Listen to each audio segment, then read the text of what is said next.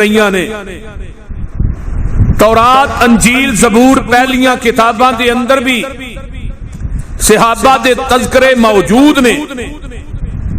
مثلا تورات دے اندر نبی موسیٰ دے ساتھیاں دا ذکر 13 مقامات تے آیا ہے، اور اسی تورات دے اندر نبی دے صحابہ دا ذکر 17 مقامات تے آیا ہے.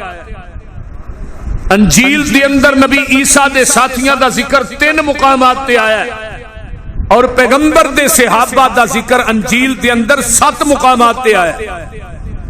زبور دے اندر نبی داؤد دے ساتھیاں دا ذکر 2 مقامات تے آیا ہے، اور اسی زبور دے اندر پیغمبر دے صحابہ دا ذکر 5 مقامات تے آیا.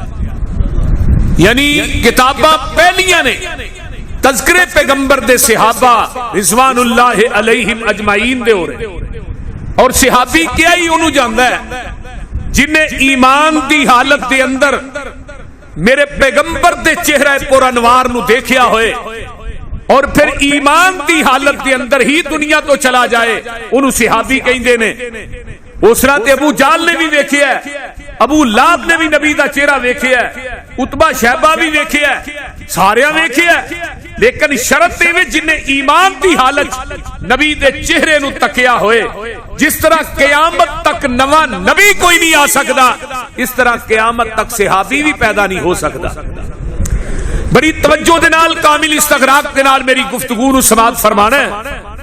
اللہ تعالیٰ سن کے سنا کے عمل دی توفیق عطا فرمائے. ہن پیغمبر دے چہرے نو دیکھنا کتنا بڑا عمل. حضرت سعید بن زید رضی اللہ تعالی عنہ فرماندے نے میں حدیث پیغمبر کو اپنے کنا نہ سنی.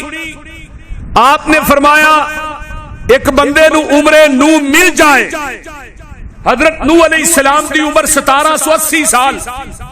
البدایہ چ امام ابن کثیر لکھدے نے ایک بندے دیاں 1780 سال دیاں نمازاں، روزے، حج، عمرے، صدقات و خیرات، نیکیاں ایک پلڑے دے اندر، اور میرے صحابی دا کھڑے کھڑے میرے چہرے تے دیکھنا ایک پلڑے دے اندر.